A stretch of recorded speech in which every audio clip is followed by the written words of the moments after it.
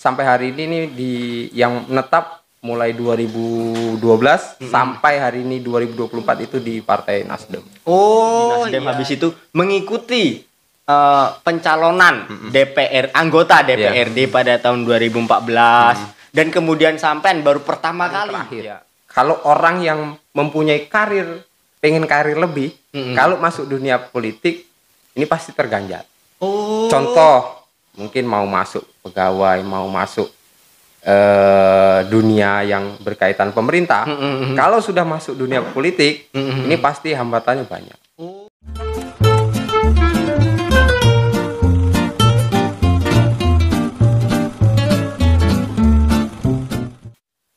Assalamualaikum warahmatullahi wabarakatuh. Waalaikumsalam warahmatullahi wabarakatuh. Oke, jumpa lagi bersama saya Ahmad Fadilah di podcastnya Irsam, Dusun Padan Kuning, Desa Jangga Baru, yang hanya ada di channel Jangga Baru TV. Iya. Oke, kita kedatangan tamu yang sangat-sangat luar biasa. Ini dia, Mas Jepri. Tepuk tangan dong Mas Jepri. Terima kasih. Selamat malam Mas Jepri. Malam Mas. Iya. Kayak mana kabarnya? Alhamdulillah sehat. Alhamdulillah sehat. Alhamdulillah. Terima kasih sudah mau datang atas undangan kami. Mudah-mudahan sampean selalu berkarir yang terbaik kan kayak gitu. Amin. Amin ya robbal alamin. Terima kasih atas undangan spesial ini dari rekan-rekan Irsam Dusun Padan Kuning yang telah mengundang kami selaku narasumber di podcast pada hari ini. Mungkin itu. Ucapan terima kasihnya terlebih dahulu kan. Ya. Mas Jepri ini adalah salah satu bisa dikatakan putra terbaik Jangga Baru kan seperti itu. Iya. Itu kan penilaian kita. Terima kasih. Kok bisa gitu loh Mas? Kayak mana sih ceritanya? Yang ngomong terbaik kan sampean. Iya. Oke, Mas Jepri. Ya. Dari penilaian kami, sampean itu adalah salah satu putra terbaik Jangga Baru kan kayak gitu. Sebenarnya itu seperti apa sih perjalanan sampean nih? Kan kayak gitu Mas Jepri. Ya, alhamdulillah kalau dikatakan salah satu putra terbaik ya. Dan saya juga lahir di Jangga Baru dan sampai di usia 36 tahun saya di Jangga Baru, dan mungkin penilaian orang itu sah-sah saja. Iya. Kalau bicara karir sebetulnya mengalir. Nggak ada yang sifatnya direncanakan dari awal. Cuman saya hanya dibekali satu, saya nggak dibekali harta gono gini yang melimpah, cuman saya diminta untuk sekolah. Iya. Seingat saya itu. Karena dengan modal sekolah dan alhamdulillah sampai saya sarjana, inilah dasar dari perjalanan kegiatan sehari-hari saya sampai hari ini. Baik mungkin di lingkungan, di sosial maupun bicara hal lain yang sekiranya bermanfaat untuk orang banyak. Iya. Itu kan otomatis kan sampean kan memerlukan ibaratnya perkumpulan yang mendominasi untuk berkarir kan kayak gitu. Betul. Jadi sampean itu pertama kali karir sampean itu di mana itu Bang Jepri? Kalau awal mula saya tergabung waktu zaman kuliah ya. Iya. Karena masa-masa produktif kan di masa perkuliahan kita punya relasi kawan dan sebagainya. Itu seingat saya di 2011 saya mencalonkan diri menjadi wakil ketua senat. Oh, kalau sekarang itu BEM. BEM ya, BEM. Jadi alhamdulillah terpilih. Itu di masa-masa perkuliahan dan alhamdulillah dari situlah cikal bakalnya saya bisa kenal orang, bisa berbicara di depan publik, kemudian bisa kemudian mungkin ilmu yang bermanfaat untuk orang banyak dari situlah awal mulanya. Iya. Setelah sampean dari BEM itu, sampean kan otomatis tidak selamanya menjadi. Ya betul, hanya satu tahun. Menjadi senat kan tidak selamanya. Kalau lulus ya sudah kan kayak gitu. Habis itu kan otomatis sampean kan memiliki relasi-relasi kan seperti itu.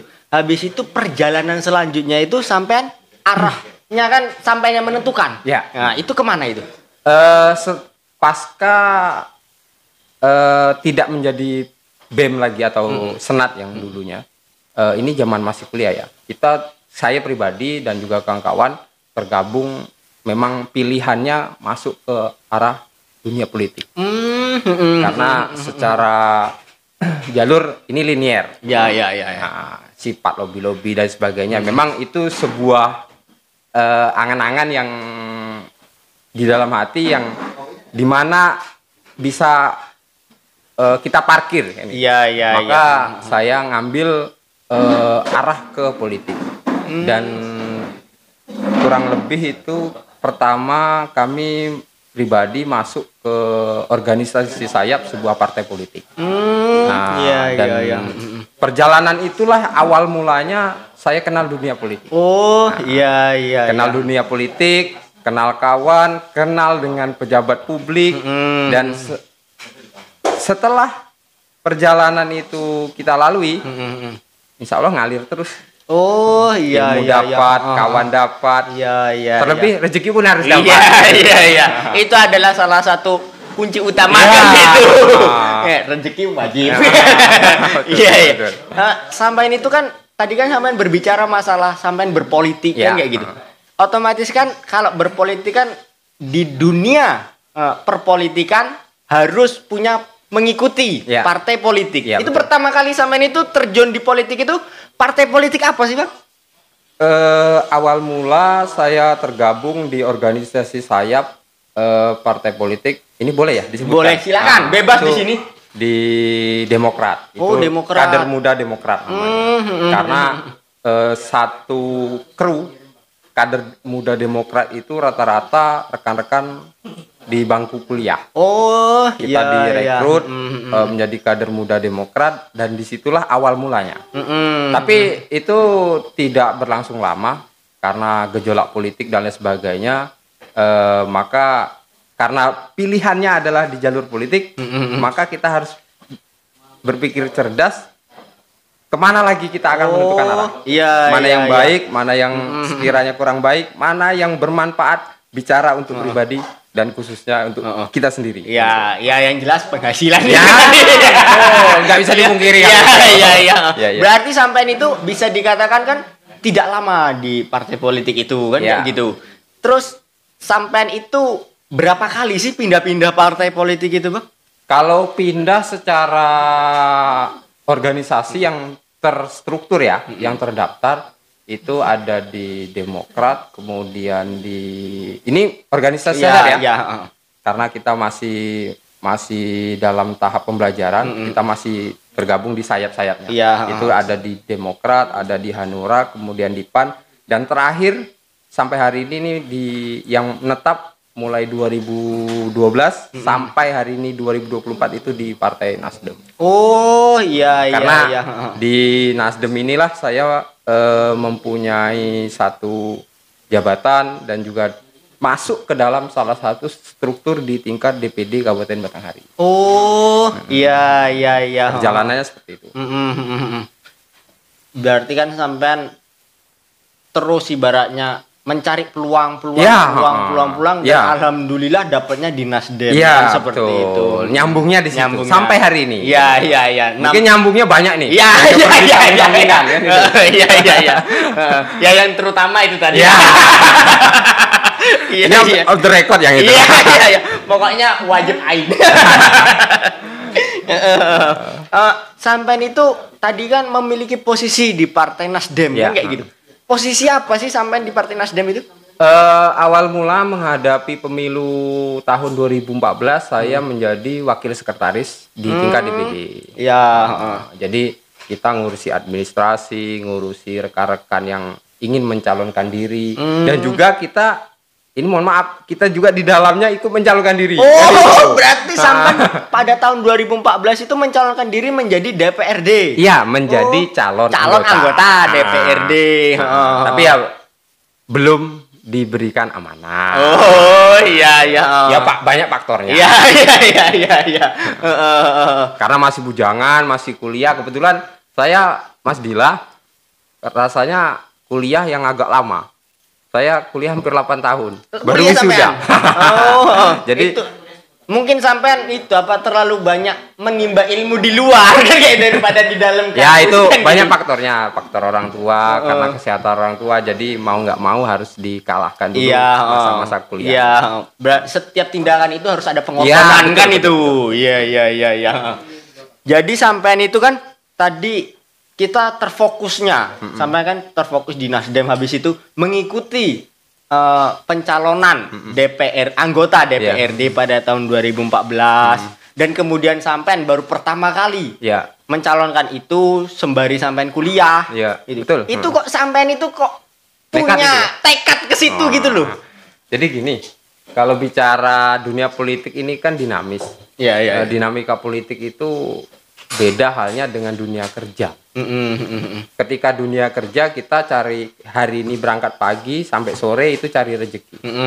Artinya untuk kita pribadi. Tapi di dalam dunia politik juga kita bukan hanya bicara pribadi, tapi untuk orang lain pun ada di dalamnya. Oh, Kita bisa bantu. iya. Kemudian apalagi yang berkaitan tadi yang masalah pencalonan. Ini Mas Dila. Bicara pencalonan pasti efek sampingnya ataupun dampak dari seandainya kita ada rezekinya. Ini kan luar biasa ini. Untuk masyarakat konstituen yang memang kita wakili gitu. Iya. Tapi kalau itu memang kita dalam posisi meraih kemenangan atau keberuntungan. Ya bukan beruntung sih, tapi kan pencapaian itu Ya, bukan sebuah keberuntungan kan kayak gitu. Karena tahu sendiri arah ke situ bukan hanya ngomong bukan modal abab. Iya betul. Jadi banyak betul. hal yang perlu kita siapkan. Oke, sampean kan tadi berbicara masalah sampean pencalonan menjadi anggota DPRD kan. Sampean itu sebenarnya mencoba itu sudah berapa kali sih, Bang? Kan gitu.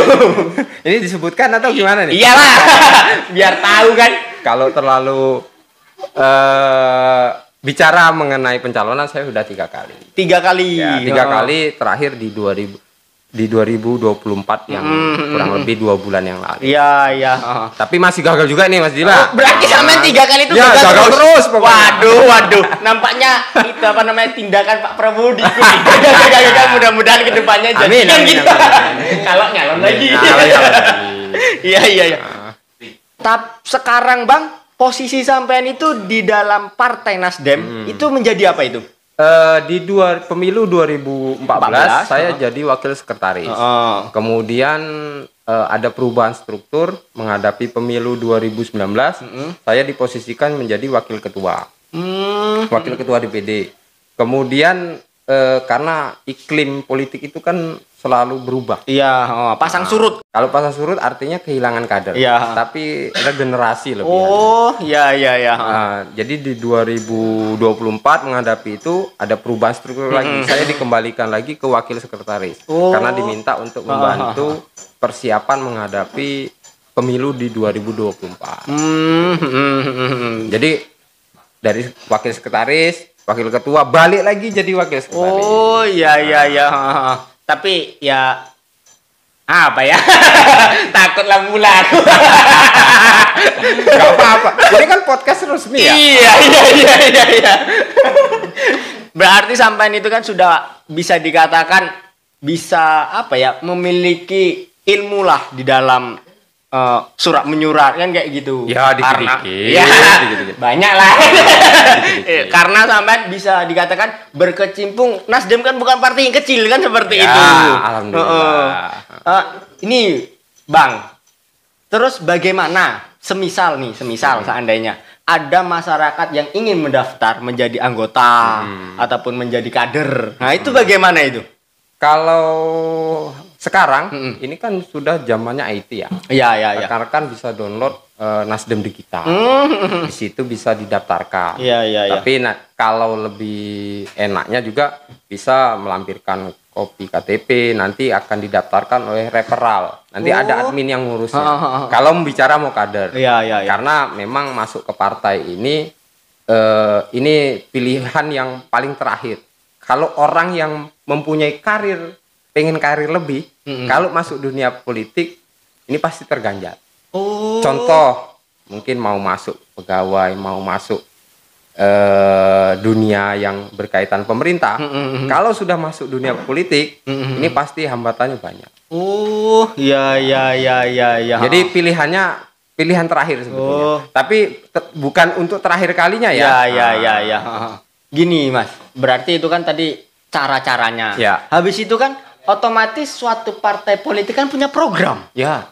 Itu sepil dong sedikit. Bahkan kayak gitu program Nasdem itu apa untuk masyarakat kan kayak gitu. Jadi kalau secara keseluruhan kita kan ada motonya itu gerakan perubahan. Itu gerakan perubahan itu pertama merubah mindset pemikiran kita. Terutama kader bagaimana bicara kemaslahatan orang banyak itu diutamakan. Memberikan pelayanan. Dari mana posisinya? Ya dari rekan-rekan yang hari ini duduk menjadi anggota DPRD. Dari Nasdem. Karena kita bisa berbuat untuk masyarakat banyak karena sennya itu sen pemerintah. Iya. Jadi duitnya itu duit pemerintah. Betul, nah, betul. ketika bicara duit pemerintah, siapa yang bisa masuk ke dalamnya? Itu kan ada eksekutif. Eksekutif itu kan pemerintah. Ada legislatif. Legislatif itu ya DPRD. Kemudian ada yudikatif, ada penegak hukum dan sebagainya. Jadi ketika kita masuk ke legislatif, kita minimal bisa memberikan edukasi, memberikan sebuah hasil nanti ketika kita duduk menjadi anggota DPRD, kita bisa bantu masyarakat, bisa bantu kampungnya dewe. Minimalnya kampungnya dewe. Mungkin yang tadinya lampu gelap jalannya, dengan adanya anggota DPRD mudah-mudahan bisa jadi terang. Itu salah satu hal yang banyak kegiatan lain yang bisa dibantu. Salah duanya ya mungkin jalan kan. Ya. Salah duanya. Ya, salah satunya lampu. Salah duanya jalan.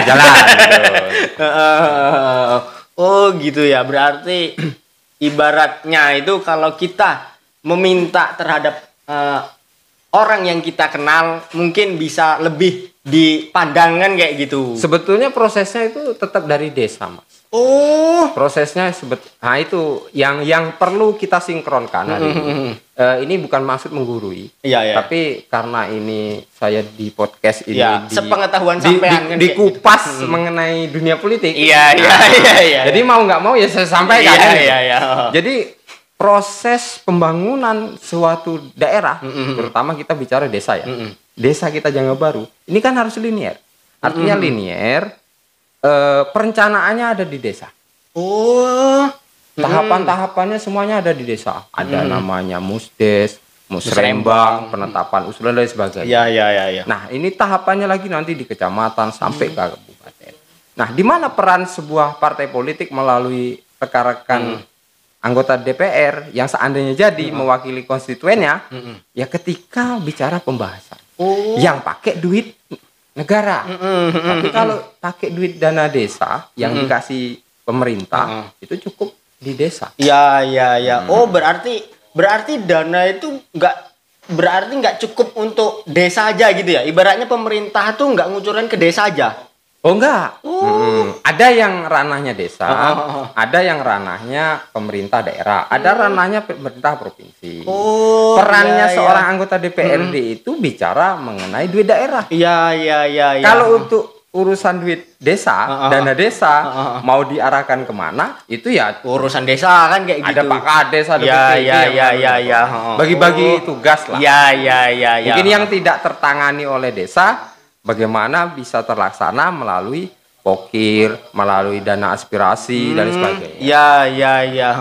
Berarti sebetulnya kalau ada anggota DPRD di, mohon maaf, salah satu Janggabaru, kan kayak gitu, seharusnya sangat membantu kan kayak gitu. Ya itu, Mas Dila.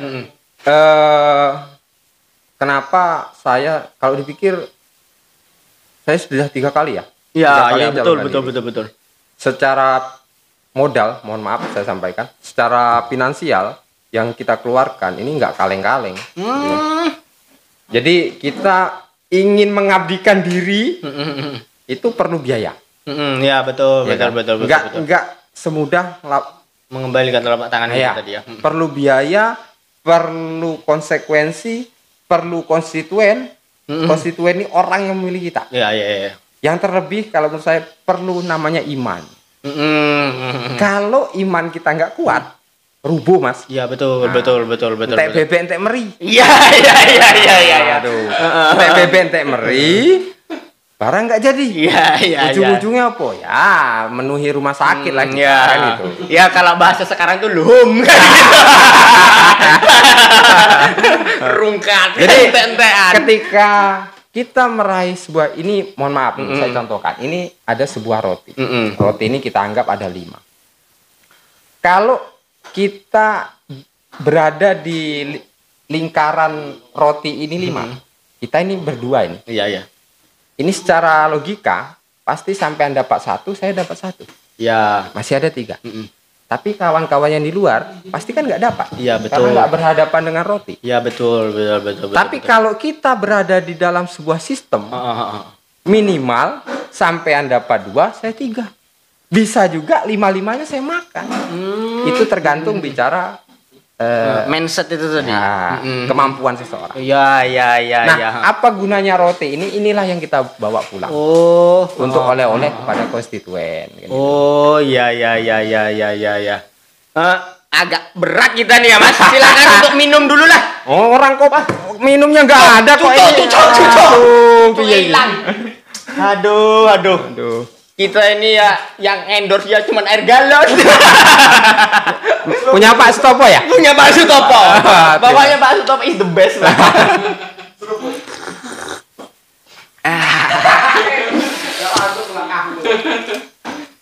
Aduh ya Allah. Alhamdulillah, makasih Pak Sutopo, makasih kan kayak gitu. Kita lanjutkan lagi. Yang grogi hostnya ya? Kita lanjutkan lagi kan kayak gitu. Tentang permasalahan roti tadi. Ya. Berarti kan tergantung mindset yang di dalam itu tadi kan kayak gitu. Tetapi kalau misalnya hanya orang luar, ya hanya minta-minta aja kan kayak gitu. Tergantung yang di dalam mau ngasih apa enggak. Iya. Ya. Jadi kayak mana caranya biar kita bisa masuk ke dalam kan kayak gitu. Ya. Berarti Mas, sampean kan sudah 3 kali ini kan kayak gitu. Kok nggak jadi tuh apa strateginya kurang apa kayak mana kan kayak gitu. Jadi pertama saya sampaikan tadi. Perlu sebuah diskusi. Diskusi untuk mematangkan sebuah angan-angan. Karena ini bukan hanya sebatas kita pengen beli rujak, pengen beli gorengan ya. Ya. Pertama kita siapkan diskusi minimal di internal keluarga. Kemudian kita siapkan finansial. Kita siapkan rekan-rekan atau konstituen yang memang benar-benar bisa menopang apa yang menjadi rencana dari sebuah hajat baiknya ini. Iya. Kenapa bicara ketidakberhasilan? Ini bukan faktor disengaja atau tidak. Iya. Tapi ini persoalan mungkin salah satunya adalah hati nurani. Hati nuraninya apakah memang belum tergugah atau memang ada pilihan lain? Iya. Atau tercawe-cawe dengan yang lain? Iya. Ini banyak faktornya. Itu 3 suku kata yang nampak ya. Gitu. Karena perjalanan politik ini tidak lepas hanya sebatas niat. Ya betul. Yang saya katakan konstituen itulah modal besar. Nah, ketika konstituen ini klop, insya Allah apa yang menjadi angan-angan umur Jangga Baru ini kurang lebih 40 tahun, hari ini belum punya. Iya betul. Belum punya ya? Betul. Ini seingat saya sudah 36 tahun umur saya, lahir di sini sampai hari ini belum punya namanya wakil rakyat. Iya betul. Ketika ini apakah ini akan kita bawa tidur kembali atau pengen kita mempunyai di 2029? Nah ini monggo dirembuk. Iya. Jadi pesan saya kayak gitu. Mengenai politik ini. Ya, ayolah ibaratnya ngopi bareng kan. Ya gitu. boleh. Diundang di sini podcast saya juga mau ngasih pendidikan politik kan. Iya. Nah, berapa SKS Iya. Tergantung berapanya, silakan Pak Mas. Oh ini boleh ya sambil ngerokok. Boleh di sini smoking area bebas. Air rokok nggak ada endorse ya bungkusnya dibuka kan gitu. Jangan payah, repot kalau kayak gini. Iklan Nippon Pen datang nggak? Ini bagus nih kegiatan ini. Jadi apa ya? minimal yang nggak pernah orang tahu dengan dunia media sosial ini tersampaikan. Ya, itu tujuan kita itu, Mas. Sebenarnya tuh keluh kesah setiap yang kami undang ataupun yang ingin diundang ke sini, pasti kami undang. Sebenarnya itu apa sih keluh kesahmu? Silahkan sampaikan di sini kan kayak gitu. Minimal curhat lah. Ya, kan kayak gitu. Tapi gratis ya. Gratis. Macam mana? Irsam. Endorse pun air putih kan gitu. Pak Sutopo. Makasih Pak Sutopo. Jangan abot. Kan selain itu, Mas, untuk kepentingan ataupun biaya hidup per hari-hari kan, sampean kan dari berpolitik itu kan bisa dikatakan sebenarnya mencukupi atau enggak? Ini perlu jawaban serius atau guyon? Ya serius lah, kayak gitu. Kalau memang menjanjikan kan bisa lah gitu. Jadi begini, Mas Dila. Ya. Masuk di dunia politik ketika kita nggak berhasil, kalau kita down, itu kita tinggalkan pasti. Tapi saya alhamdulillah saya muji diri saya sendiri. Saya sudah 3 periode 3 kali nyalon, tapi saya nggak down. Kenapa saya terapkan perlu iman yang kuat? Iya. Ketika iman kita tertata ataupun kita tanamkan dalam diri kita, insya Allah kita akan kebal dengan apapun yang hasil yang terjadi. Bicara kebutuhan, misalnya tadi disindir kan. Apakah di dalamnya itu ini nggak ditanyakan, tapi kok saya jelaskan ya? Apakah tadi mengenai kebutuhan? Iya. Gitu? Nah, di dalam politik itu kan ada mungkin ya secelumit yang bisa kita dapatkan. Asal kita mau berbuat. Iya. Contoh lah, mungkin di masa pandemi ya, ini kan ekonomi sulit nih. Iya, betul. Ekonomi sulit, kita lockdown, aktivitas dibatasi. Kemudian saya diberikan amanah untuk membantu rekan-rekan di DPRD. Saya menjadi tenaga ahli fraksi, tapi ad hoc ya, sifatnya ad hoc. Itu salah satu ada kegiatan kita yang harus kita kerjakan, tapi kita dapat income dari situ. Iya. Nah, ini kan halal nih, kita bawa pulang, kita kasih ke anak istri untuk beli beras dan sebagainya, ini halal. Jadi main politik juga tidak lepas dari bicara yang ekonomi juga. Iya. Ya, kenapa sampai gitu ya? Karena hubungan baik. Iya, relasi kan gitu. Iya. Ya, membangun relasi itu ya sangat berat. Kayak gitu. Itu tantangannya berat itu. Karena gonjang-ganjing dunia politik ini kan hari ini A, siang B, sore bisa bakso kan gitu. Iya. Tidak, ya itu lantaran beda pemikiran. Kepentingannya banyak. Jadi harus kita bisa berusaha mengimbangi kondisi yang terjadi. Iya. Itu kan sampean kan, Mas. Kita agak beralih sedikit dari politik kan kayak gitu. Boleh. Agak itu yang juga. Yang penting jangan kiranya ribet-ribet. Ya pokoknya jangan nyari ribet-ribet kan kayak gitu. Sampean kan sudah berpolitik lama nih, Mas. Ya kan? Habis itu otomatis itu dalam berpolitik adalah penatnya kan kayak gitu. Ya. Kan kayak gitu. Budek aku kan gitu. Ada nggak sih kegiatan lain ataupun hobi lain yang pertama menghasilkan, yang kedua bisa memberikan Anda healing ataupun fresh di otak gitu. Gitu. Jadi kalau bicara ini pekerjaan atau sampingan? Ya, sampingan. Kalau sampingan selain kita tergabung ataupun terjunnya di dunia politik, ya bangun bisnis kecil-kecilan lah pastilah. Ya dapat untuk lepas-lepas beli kaplingan gitu ya. Tapi kalau lepas-lepas untuk Avanza, Pajero belum. Kalau caranya bisa lah. Iya. Ada bisnis kecil-kecilan, kemudian ya usaha pribadi. Dan ya tergantung kita. Kalau kita mau nekuni, insya Allah ada hasilnya. Iya. Jadi bisnis sampean itu apa itu, Mas? Waduh, ini ya bisa kalau misalnya ada yang pesan apa-apa kan kayak gitu. Ya ini mohon maaf nih. Iya.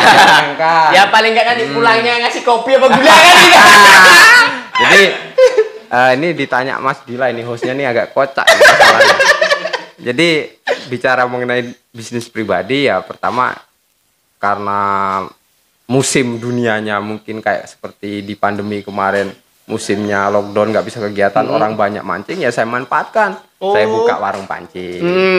Nah itu kan ada hal yang kita dapat. Ya betul, Halal. betul. Ya betul, betul. Kemudian dunia pertanian, perkebunan, saya coba lagi untuk menjadi penyedia pupuk di Jangga Baru.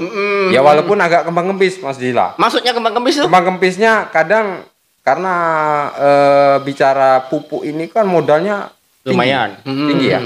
Apalagi kita udah pakai kimia. Kita harus siapkan bahan baku, bahannya, kemudian stok di rumah. Nah, yang jadi kendala kan ini dunia perkebunan, pertanian ini kan naik turun ini. Ya betul. Mengenai harga komoditi. Ini salah satu jadi makanya secara prinsip saya bisa menyediakan tapi nggak memberatkan saya. Ya betul. Misalnya saya di rumah ada menyiapkan untuk stok. Tapi kalau partai besar ya saya mbak sini DP-nya dulu. Iya. Bisa lah kan gitu. Mana yang dirunding cocok kita. Iya. Pokoknya hubungi Mas. Nomornya di bawah sini ya. Boleh. Mas Jepri. Jepri pupuk. Jadi Mas Dila, saya sampai jual jangkrik. Oh, sampai jual jangkrik.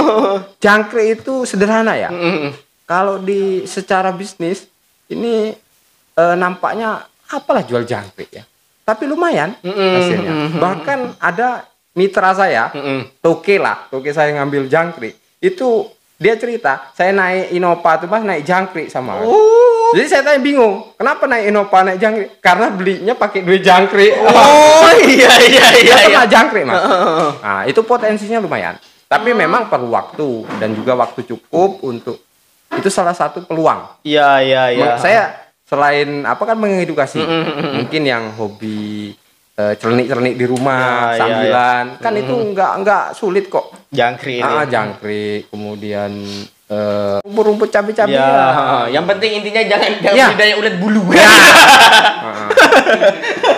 Itu lumayan Hasilnya berarti itu menjanjikan sebenarnya jangkrik. Menjanjikan sepenuhnya belum saya berani jawab.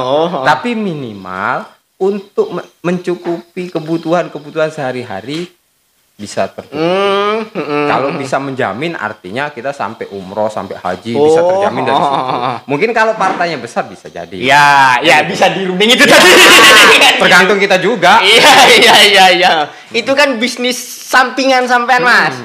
Sampean ini sebenarnya tuh ada pekerjaan pekerjaan apa ya ngomongnya?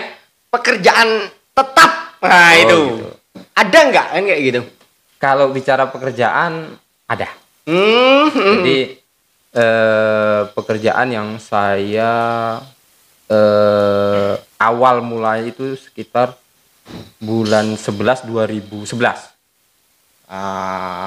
Saya mulai masuk tergabung itu namanya di program PNPM dulu. Program Nasional Pemberdayaan Masyarakat. Nah, awal mula saya menjadi pendamping lokal namanya, PL. Jadi saya mendampingi kawan-kawan konsultan untuk melaksanakan kegiatan, bahkan pasca program PNPM habis, di-cut karena perubahan pergantian presiden di 2014 itu di-cut PNPM dan sampai hari ini secara regulasi dari Kementerian Dalam Negeri, Kemendes, dari Kemendes itu ditransformasi menjadi BUMDesma, Badan Usaha Milik Desa Bersama, posisinya di kecamatan. Jadi kegiatan saya sehari-hari ya pagi ya bangun pagi, pergi ke kantor ya nyiapkan mungkin segala kegiatan yang berkaitan dengan BUMDesma. Itu secara pekerjaan yang hari ini saya geluti.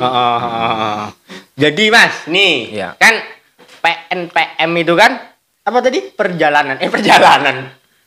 Apa itu tadi Mas? Lupa saya. Program nasional pemberdayaan masyarakat. Ya. Nah, ini awal mulanya seperti itu. Ya, ini kan pemuda ini kan juga masyarakat Mas. Ya, betul. Bisa nggak? Apanya nih? kita ibaratnya ya minta sedikit-sedikit lah. Jadi bukan air putih aja kan gitu. Ya nanti saya coba sampaikan. Iya, terima kasih lah kalau kayak gitu. Ya tolong diusahakan jadi sampaikan aja. Iya, biar ada warnanya. Tapi air putih Pak Topa enak. Ya berarti sampean itu sekarang pekerjaan pokoknya itu ya di bidang itu kan kayak gitu. Yang kegiatan sehari-hari ya. Saya nggak ada kegiatan lain selain itu. Kalau kegiatan bisnis dan sebagainya itu kan di rumah. Iya, sampingan gitu.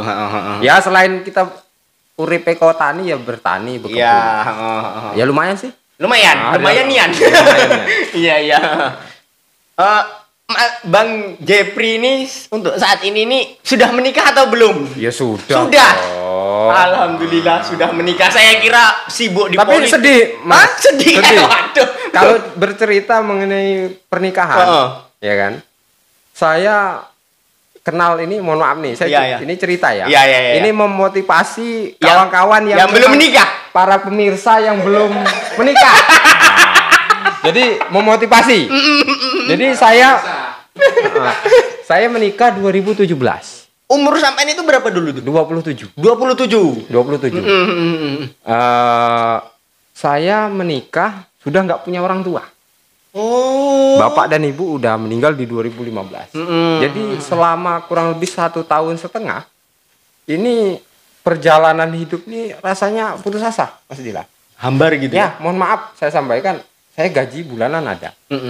Tapi orang tua nggak ada. Ukurannya Mas Dila, baju dalam lemari itu belum habis, belum dicuci. Oh ya. Piring belum habis dirak, belum dicuci. Itu ukuran perjalanan setelah ditinggalkan orang tua. Nah di 2016 akhir, ketemulah dengan yang sekarang. Iya. Yang sekarang ya. Iya. Yang kemarin nggak usah. Iya. Yang sekarang aja. Jadi ketemu dengan yang sekarang. Nanti takutnya yang kemarin diceritakan nggak dibukakan pintu kan gitu. Jadi yang sekarang aja yang diceritakan. Yang sekarang aja. Jadi itu waktunya singkat sih. Karena memang saya tekadkan, saya punya tabungan. Ketika saya pengen nikah, saya kenal dengan perempuan. Saya nggak perlu proses lama. Oh, pokoknya sistem gerak cepat. Jadi nggak ada zaman dulu katanya nembak-nembak itu nggak ada. Belum jadi pacar nggak. Mau nggak nikah dengan saya? Jadi ternyata rupanya mau. Modal ada, yang diajak ada, ya go. Dan hari ini sudah punya 1 putri, 1 putra. Sudah alhamdulillah. Itu kan tadi perjalanan sampean dari meniti karir bisa dikatakan kan kayak gitu. Habis itu menjadi berkecimpung di dunia politik. Habis itu mencalonkan diri dan alhamdulillahnya masih belum diberikan amanah kan gitu tadi. Mudah-mudahan Mas ya. 3 kali gitu. 4.